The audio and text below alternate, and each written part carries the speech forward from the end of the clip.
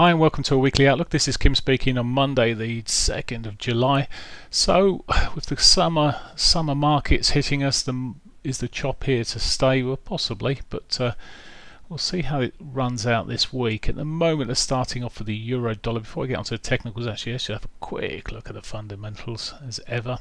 Get these out of the way. It's just pop in, look at what's coming up. We've had the manufacturing PMI data out for Europe and the UK this morning. We've got US data out later. Nothing significantly changed there. It's possibly just holding the positive angle for cable there at the moment, the pound dollar. We'll see what we've got in store later on for the US. Could create a bit some volatility later. Aside of that, this week it's a quietish week. There is the Reserve Bank of Australia statement on Tuesday, so there's one of the last of the central banks actually coming through there with their statement coming out on Tuesday. So that will it's largely expected actually. I think already that the rates are expected to stay at the current rate for longer, for at least another year. So. That's been put out. Now anything that differs with that could see the Aussie dollar fly. Anything that sort of agrees it or even is more dovish could see it fall like a good one actually. So that's the Aussie through. From there we've got construction PMI on Tuesday, lesser figure for the UK, but still creates a bit of volatility. More importantly though is the for the Aussie, the retail sales on Wednesday morning, but then for the UK, the PMI data, Services PMI. Services is the biggest part of the GDP, so it's the most important. It is a bank holiday, US bank holiday. I would expect Wednesday afternoon to be extremely quiet on that basis, and we'll see what happens from the morning. But the trading from London point of view, I would expect it very, very quiet even. Leading into Thursday, Bank of England governor speaking there at 11 o'clock. It must be due to speak in Newcastle. Oh my goodness, that's as far north as he's ventured, I would imagine. Not a lot of clue to what he's actually speaking about there, so we would be watching that around about 11 o'clock, because any time that he is speaking, there's potential for the volatility to increase. German Buber President Weidmann, whenever he speaks, the markets tend to move a little bit, so we'll watch out for that 12:15 Thursday as well. So a couple of sort of speakers which could create some reasonable volatility there. ADP non-farm payrolls, beginning of the it's obviously non-farm payroll week, and that's the lead up to this, coming out on Thursday as opposed to Wednesday because of the holidays. And services data coming out a day later there for the US as well, so key figures. The FOMC minutes may create some volatility kicking in there on Thursday evening, and as they're released, I'll talk about that in the up and coming daily updates in terms of what to be looking for there. Aside of that, on Friday then of course it's non-farm payrolls, and we've got employment change data non-farms for the Canadian dollar and the US dollar effectively there. My focus of course would be on the US data, but there we go. That's this week ahead, so that's not a massive amount, just really the non-farm payrolls are the biggie, and maybe the FOMC minutes if it's got anything nice in it. So let's look at the currencies. Technically we'll have a look at the sentiment on these currencies as well, because it's quite key to see what the big boys are doing. And well, for the euro dollar here, the money's starting to continue to chip in on, but it chipped on both sides for the larger players, the asset managers, pension funds. It pushed up both sides, so it's more short, more long. So net almost neutral, not far off it anyway. Leverage funds are still kicking into, they're taking off their long positions, going short. So overall picture, how it looks, and I'm really looking at this black line, which is the dealers numbers, and it's still pushing upwards, which is a negative factor because they're just taking the other sides of the trades. So it's a negative factor effectively for the euro in terms of sentiment, although it appears to be flattening across everywhere you're looking is quite flat, which may be the beginning of an end, we'll see, but for now it's flat. Right, so looking at the technicals, it's still in this sort of bearish trend here. On a weekly perspective, it's running back into the weekly 8 moving average. It's reacting possibly to that. When you come down to the dailies as well, you can see its trend line, the monthly pivot. There's a combination of points there, the 34 moving average, daily 34, quite a few factors it's reacting off at the moment. It could sell off some more. One thing I'm looking at with this euro is it's got this sort of line in the sand at the lows here. It would sell off more significantly if you broke these levels. There's a lot of sell orders sitting probably below that area, but whether the big players will ever let it get that far is another factor. We nearly saw it last week or the week before. Last week actually I saw the sell orders building up below there on an intraday basis, but they never got worried, and well, it may be the same, but we'll see. The more it gets and approaches that area, the more potential it has eventually of rolling. At the moment it's looking weak from where we're sitting here, and well, I'm expecting further downside. So looking at the pound, big picture, let's have a look at the sentiment on the pound. So pound sentiment. So again, bearish negative factors coming in for the bigger players. They're getting even more bearish on the pound. This is no surprises with Brexit that these guys are ultra safe mode traders. So they really don't want to be on the wrong side if it does go wrong effectively. So there we go. So those positions are still big. It's around about 2 to 1 there. In terms of ratio, so that's fine. But you see the leverage funds, they're coming out of both. They're starting to take off some of their short positions and some of their long, but it's net neutral effectively what they've done there. And as I said, you just go looking at the chart here, well, it's still looking at using their dealer positions as an overall guide here. It's still pushing up, which is not quite to the extremes what we saw way back in August 2017. If we start getting to that sort of level, then well, we should be a bit wary and expecting maybe a switch over. But for now, it's pushing up a bit. And what's happening to the pound from a weekly perspective? Well, it's still heading south. Sorry, just going back to that August 2017. It was just after that it started. Was it August 17, July, around about this time here that those positions started getting a bit toppy. It went a bit lower, but then of course we saw a correction in the pound just to show the what's happening. Sorry, I was looking at that's August 16. August 17 was back here, beg your pardon, there.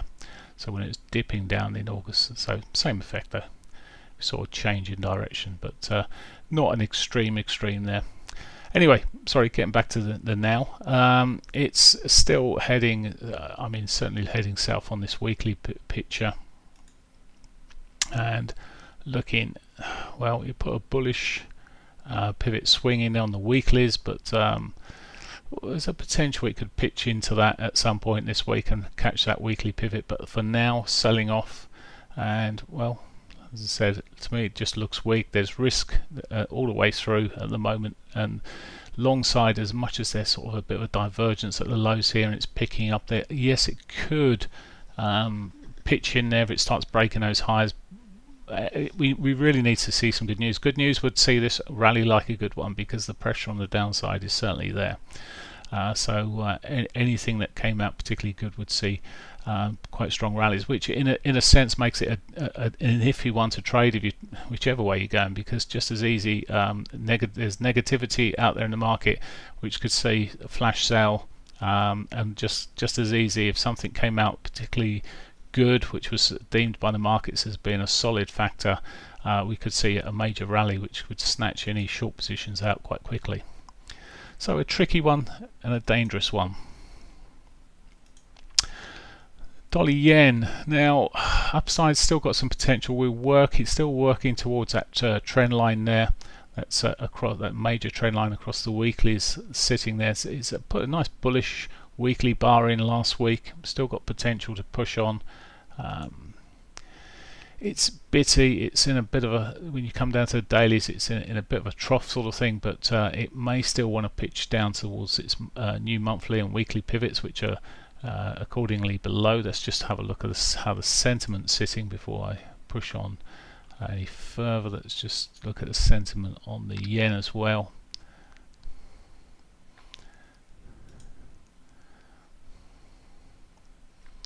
He says, and so what's the big changes here? Well, there's not a great massive change in positions. It's quite flat across the open positions, around about flat with one another. The change in open positions, it's minor changes in real terms, and the leverage funds in their positions, well, they're taking the money off the table, both sides here. So it's a very it pretty much sums up the chart.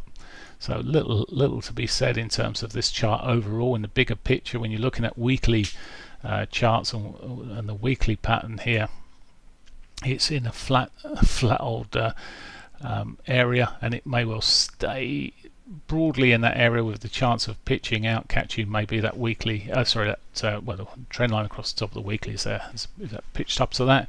I would expect some sort of reaction maybe, although it is the fourth or maybe even fifth attempt at that.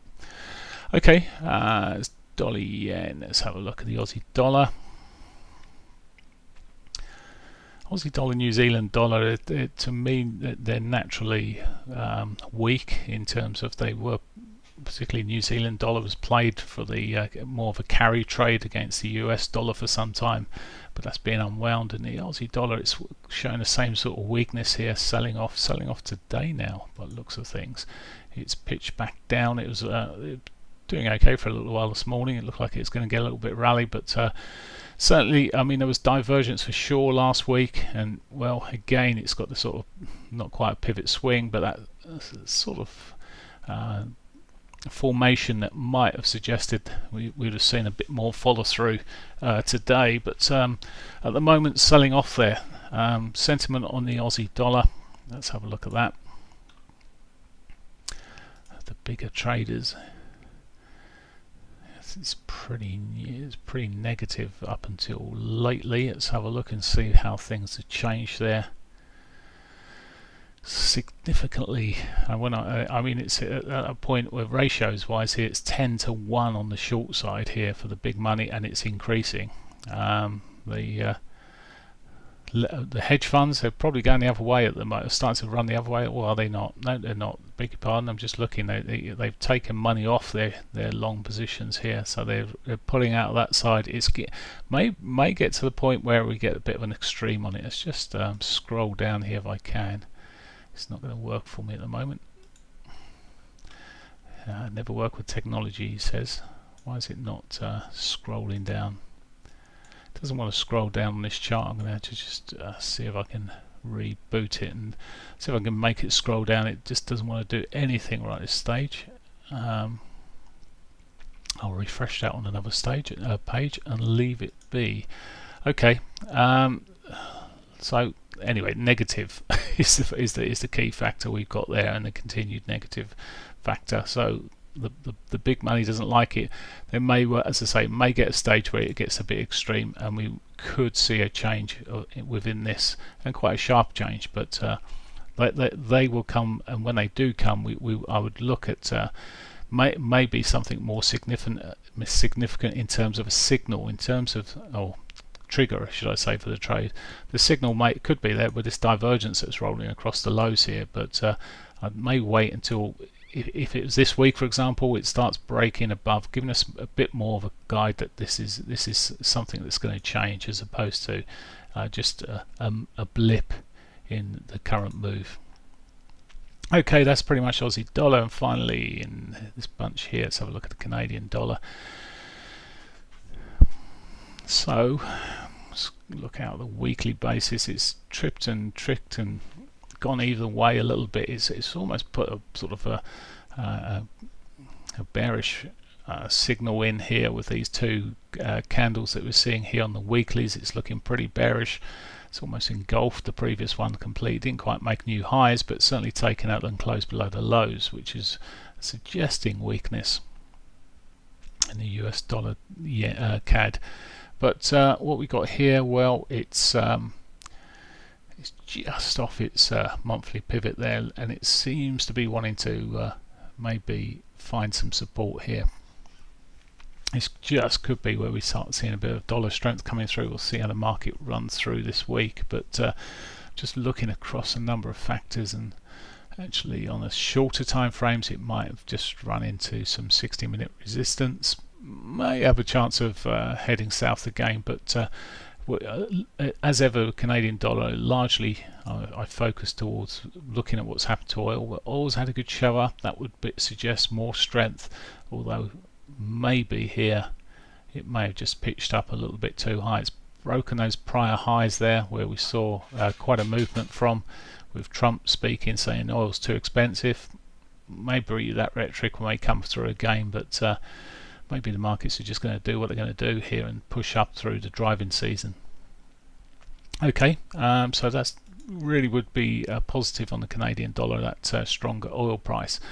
Let's see, just see if I can pull up the chart here. It's not seeming to want to refresh. Let me just reopen it on another screen. See if I can bring open the COT report.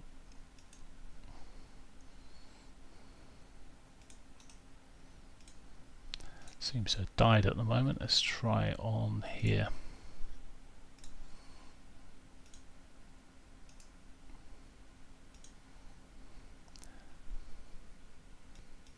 Okay, right, finally managed to get the Canadian dollar up and running on here, and looking at what's going on in terms of remember, this is the other way around, so normally it's dollar, US dollar stroke Canadian dollar. Well, this is a Canadian dollar stroke US dollar, so seeing the bullishness of the Canadian dollar itself here, but you can see here it's pretty flat on the big money, although a lot of positions have edged in, switched around here and gone short in this week. And pretty much it's a net sort of short change this week, although there was some positive money going into the long side there. The net overall movement of this, you see the black line here coming through, the dealer money just pitched up a bit there. It's edged up, so it's looking like well, maybe they're expecting the Canadian dollar to sell off again here, so that's what it's suggesting to me anyway, in terms of we're saying they're neutral to sell off, so we'll see how it goes, but in which case we should see this bounce up here. Okay, that's pretty much it. I'm going to keep it shorter here this week. That's it for me. Have a great week, and I'll speak to you next week. Take care.